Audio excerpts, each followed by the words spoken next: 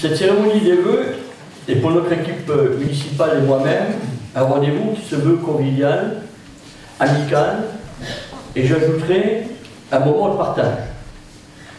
Bien que ce rendez-vous soit de tradition, la cérémonie du maire à ses concitoyens est un moment privilégié dans la vie d'une commune.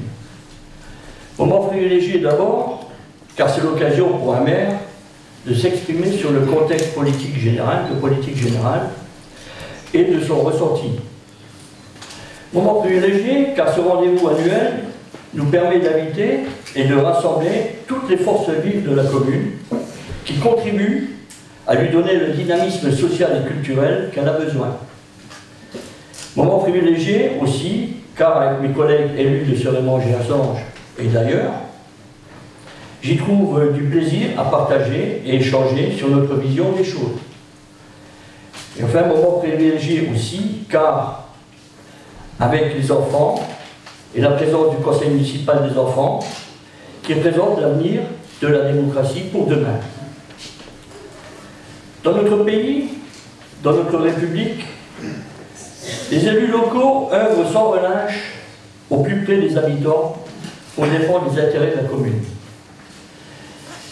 C'est le lieu où s'exprime le mieux la démocratie si fragile.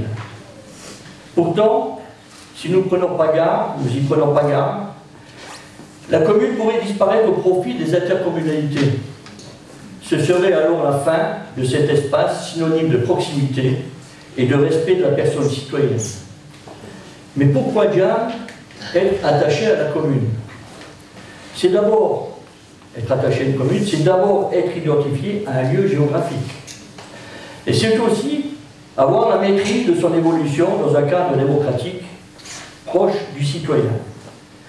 D'ailleurs, les sondages le montrent, la commune est l'échelon qui suscite le plus fort taux d'attachement, très loin devant les autres collectivités. 75% des Français sont pour le maintien des communes. Il en ressort également que le maire, ceux qui sont là, reste l'élu le plus apprécié. Pourtant, la moitié des maires de notre pays ne pensent pas se représenter. D'abord parce qu'ils estiment que le crédit du maire est trop souvent contesté, et ensuite, ils ont le sentiment d'un manque de reconnaissance en progression. À Cerémont-Gerzange, par contre, la résignation n'est pas de mise. Le maire va se représenter. Et pour ceux qui ont douté, c'est dit. Quelle surprise! Même si le chemin est toujours plus chaotique, nous poursuivons inlassablement nos objectifs. Notre volonté de lutter contre les injustices sociales et de faire gagner des idées progressistes reste intacte. Toutefois, il ne faut pas perdre de vue que l'élu local est tenu responsable de tout, sans en avoir toujours les moyens. La tâche est de plus en plus ardue. Les normes et procédures, la réglementation concernant la sécurité, le scolaire, le périscolaire, les relations humaines, tout cela, nous devons le faire avec une baisse, voire la suppression de dotations et de subventions. Nous devons également mesurer une donnée essentielle. Le citoyen n'est plus acteur de la vie publique et sociale. Il est devenu un consommateur. Il exige toujours plus dans ses droits et fait souvent abstraction de ses devoirs. Ce n'est pas ma conception de la vie publique. Nous devons inverser cette tendance à vouloir sans jamais rien donner. C'est de notre responsabilité d'élus parce que nous sommes beaucoup plus les animateurs de la politique locale que les gestionnaires. Maintenant, comme chaque année à cette place, vous vous en doutez bien, je ne manquerai pas de vous évoquer les événements marquants de l'année 2019. Force est de constater que la plupart d'entre eux procèdent de la même logique, celle d'un monde remis en question par le peuple, celle d'un modèle politique rejeté, celle d'un système sociétal dans lequel le plus grand nombre ne se reconnaît plus. À commencer par le grand débat. En janvier, le président et le gouvernement avaient espéré que la contestation sociale allait s'essouffler. Pour mieux évacuer les revendications sociales, les médias ont mis en exergue les violences, l'usage disproportionné de la force publique, les arrestations préventives et les ordres donnés au préfet pour débarrasser les ronds-points. Malgré tout cela, ils n'ont pas réussi à étouffer la colère. Et au contraire, elle a pris une autre dimension. Les salariés des services des urgences des hôpitaux, ceux de l'éducation nationale, la police et d'autres catégories sociales et professionnelles ont dénoncé la dégradation de leurs conditions de travail, les inégalités et injustices de ce système comptable qui fait peu cas de l'humain. La réponse fut jupitérienne, comme d'habitude. C'est bien son programme qu'il compte appliquer, et rien que son programme. Le grand débat national est apparu alors comme une nouvelle séquence du « Cause toujours, tu m'intéresses ». En fait, il est apparu pour ce qu'il fut de l'enfumage. Voilà maintenant une autre catégorie professionnelle, les agriculteurs.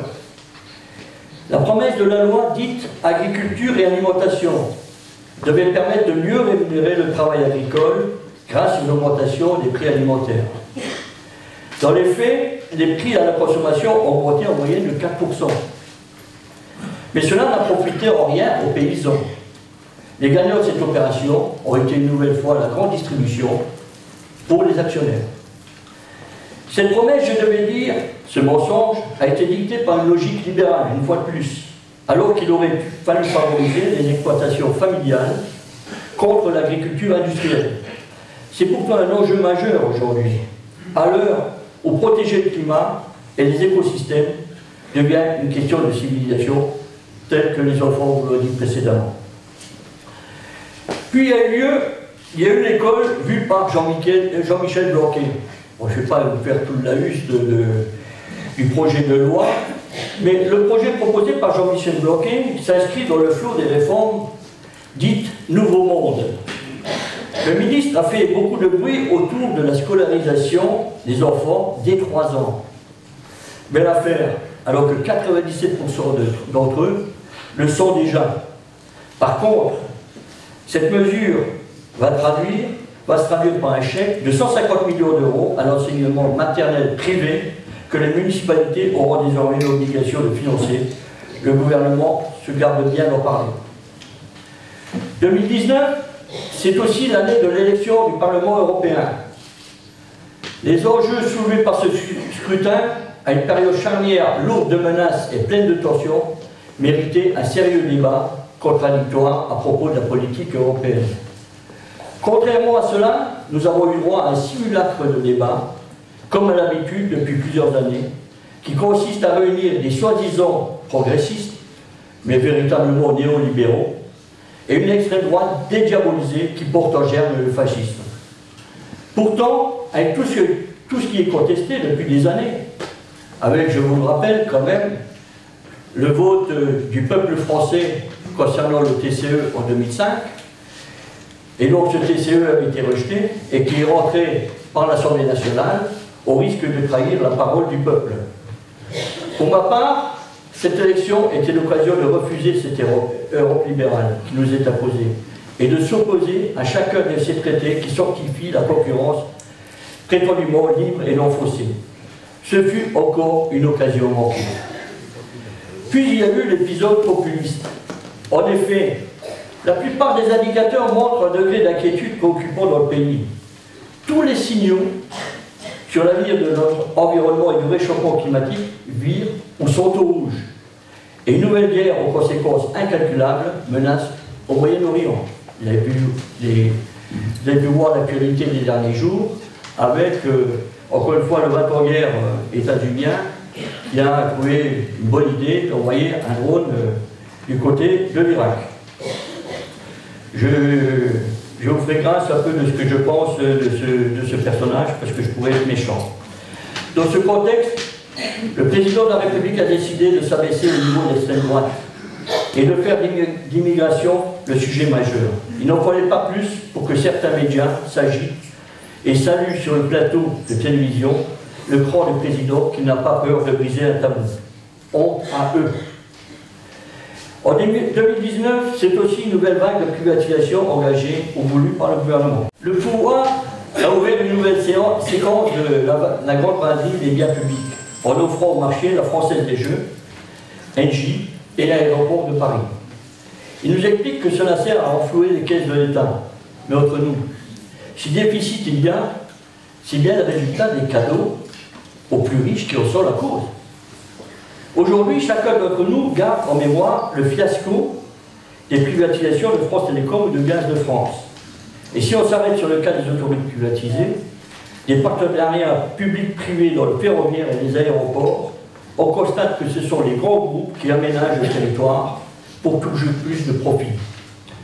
Dans ces conditions, le référendum d'initiative partagée sur la privatisation d'aéroports de Paris s'avère d'une importance capitale. Il nous faut convaincre le maximum de citoyens de signer la pétition pour l'obtention de ce référendum d'initiative partagée. Le faire est une action d'intérêt public.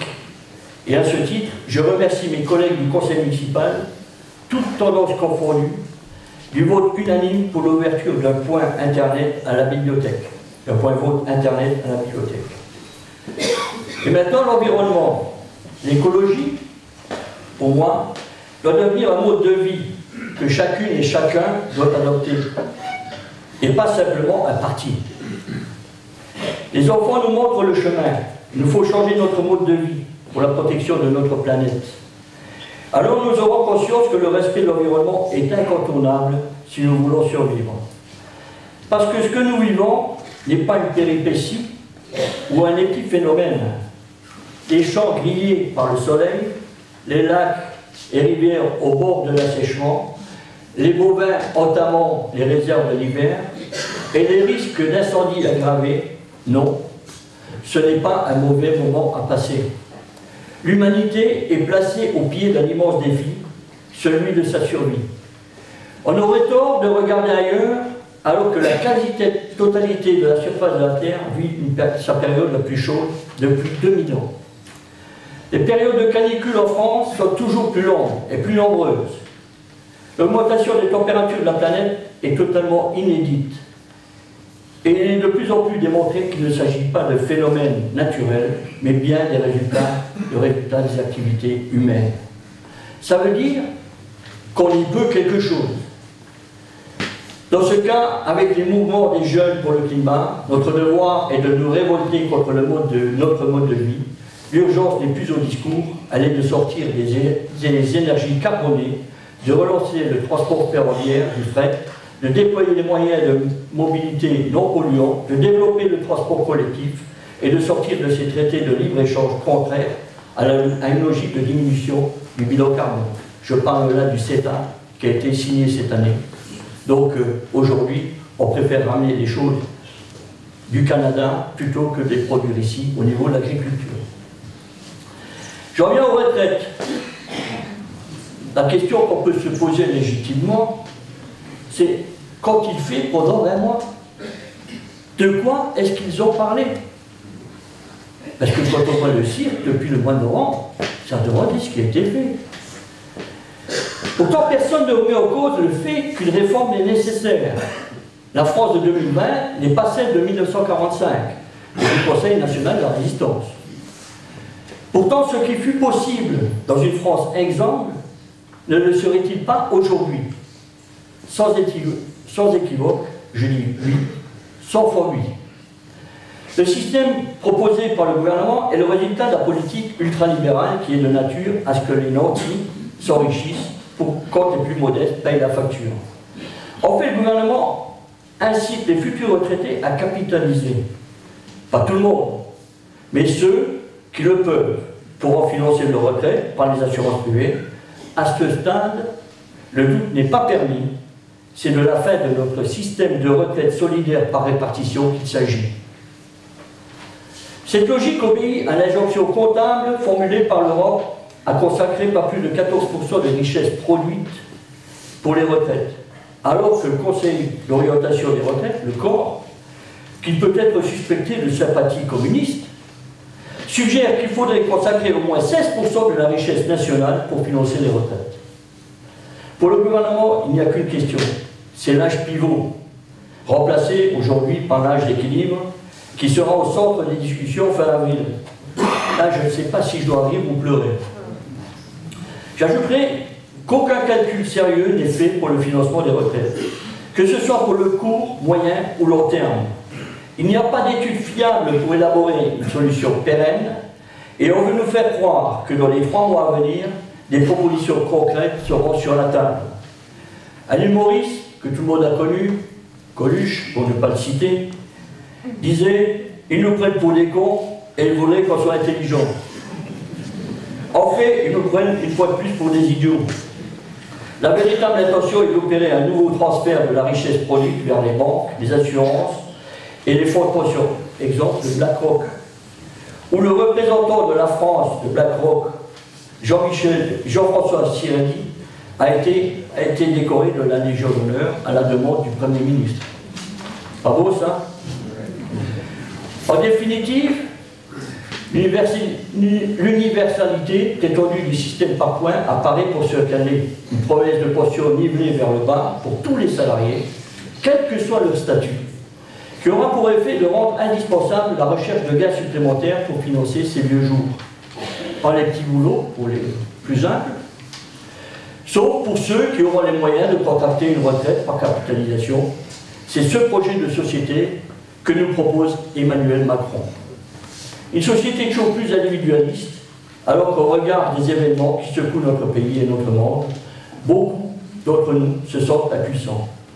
Alors que faut-il faire pour que la fraternité soit la règle de vie de tous, pour que, comme il est écrit dans la Déclaration des droits de l'homme et du citoyen, les hommes naissent et demeurent libres et égaux en droit? Que faut-il faire pour que cessent les guerres, les horreurs du terrorisme, attisées par la haine et les divisions? Ces questions seront-elles encore longtemps sans réponse? Je dirais que c'est à craindre, parce que les solutions proposées par les tenants du pouvoir sont d'abord de préserver les acquis des plus fortunés et de se détourner des véritables enjeux. Je prendrai pour exemple les tentatives du président de la République dans le seul but à chaque fois de désamorcer et étouffer le mouvement populaire, de dévoyer son contenu et d'affaiblir le soutien dont il bénéficie.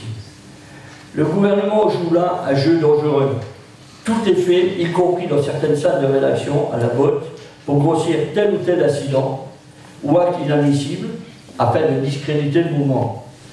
Je dirais que là, et d'autres ont pu le dire, il n'y a rien de nouveau. L'histoire se répète. Au XIXe siècle déjà, la bourgeoisie assimilée pour le discréditer le mouvement les classes laborieuses à des classes dangereuses. Le gouvernement ne tire aucune leçon de ce qui se passe dans le pays, à moins qu'il n'ait, comme en d'autres temps, choisi le pire pour empêcher l'alternative progressiste. C'est dans ces conditions, et qu'il faut bien mesurer la gravité du moment, tout militant de gauche et écologiste a la responsabilité de porter ce débat, de conforter son esprit unitaire et de mettre sur la table des propositions de transformation progressiste et écologiste.